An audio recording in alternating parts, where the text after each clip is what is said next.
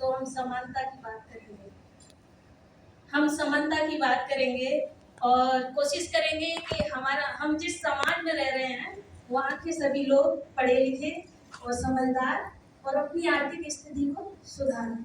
इसमें अगला पॉइंट है कि शिक्षा के बिना शायद हम जो प्रोग्रेस करते हैं वो नहीं कर पाते हैं। अगर शिक्षित रहेंगे तो विभागों में आगे जाएंगे, पढ़ेंगे और जो घर में स्थितियां हैं उनमें सुधार करेंगे और बराबर का सम्मान देंगे। महिला और पुरुष एक समान का सम्मान रहेगा।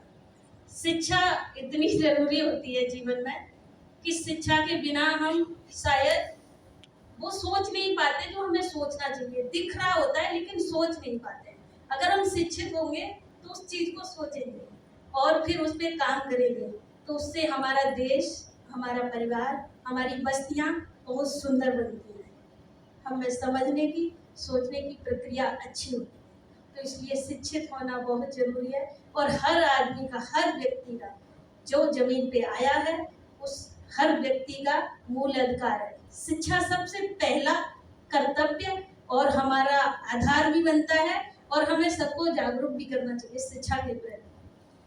अगर हम ऐसा नहीं करेंगे तो हम में और जानवर में कोई फर्क नहीं है। ऐसा काम, अगर ऐसा दिमाग जानवर के पास होता तो वो भी शायद आज शिक्षित होता, अपने लिए कुछ ना कुछ अलग से सोचता, या हम जैसे घर, मकान, दुकान बनाते हैं उस तरीके से वो भी सोचता।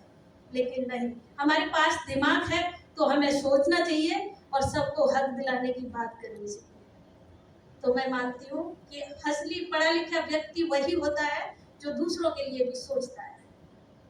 जैसे हमारे बाबा साहब ने कहा है कि शिक्षा वो शेरनी का दूध है जो पिएगा वही दहाड़ेगा।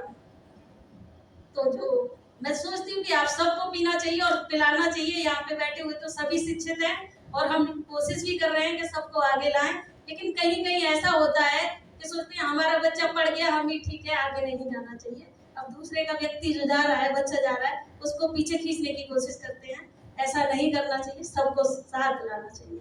मैं ऐसा मानती हूँ और हम सब इसी काम को कर रहे हैं। इतनी जानकार नहीं हूँ लेकिन मैं अपने यहाँ पे जो काम कर रही हूँ वो शिक्षा के माध्यम से ही कर रही हूँ। और मैंने कम से कम 250-300 बच्चों को 2 साल तक अकेले पढ़ाया है। संडे टू संडे मैं स्कूलों में पढ़ाने जाती थी, बाकी अपने घर पे पढ़ाती थी। मैं कोशिश करूंगी कि मैं आगे और शिक्षा पे काम करूं। इसी के साथ मैं 2 लाइन कहूंगी, अपनी बात को पूरा करूंगी।